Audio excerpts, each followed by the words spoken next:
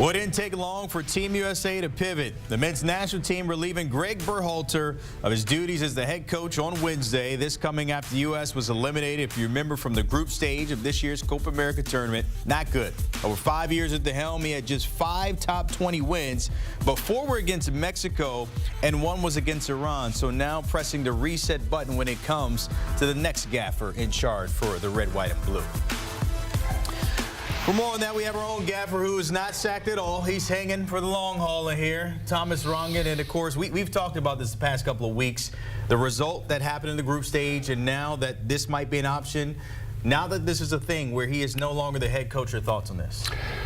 First, we got to give Gregg Berhalter some credit. You know, took a team that didn't go to the World Cup, a very young team, the youngest team in the World Cup, to the second round. He created a team culture. He brought in some dual nationals like Serginho Dest and obviously Balogun as well, which is huge. Timothy Weah also set up play for the United States.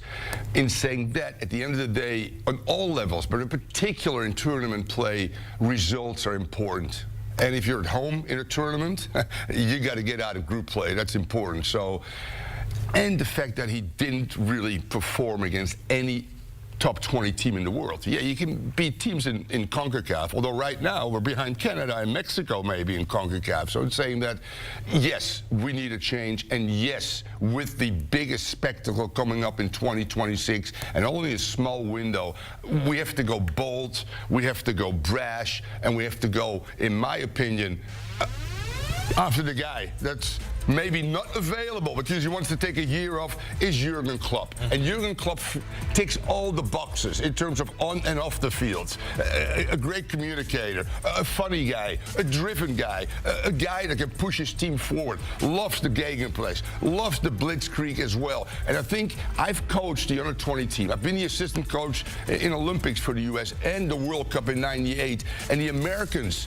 always want to go forward. That's their DNA. We're athletic with Adams, with McKinney, with others as well. Jurgen Klopp ticks all the boxes. I would move everything on earth to get Jurgen Klopp. But in saying that, Mauricio Pochettino never coached on the national team level, had said maybe he still wants to play club football, but very similar to Klopp as well. High intensity, high energy as well, good football, which I think is important. You look at Southgate, the guy that makes the decisions right now, Crockett and Southgate worked together for 4 years, starting in 2016 when he hired Southgate in England and had a blueprint how to build a team. And Southgate, quite frankly, maybe tactically not the best, but he gets to semifinals and finals, as he's done with England. Patrick Vieira, hey, he opens that door and the players go, oh my God, that guy won a World Cup. Patrick Vieira won a World Cup and has coached in MLS, so he understands the American soccer scene. Right now at Strasbourg, has struggled at the club level as well. I think Marco Bielsa was available before we hired Gregg Berhalter, but again, Crocker said, which to me still stands out because to me that's not an important thing. He says, I need somebody who can communicate, and Bielsa unfortunately doesn't speak good English.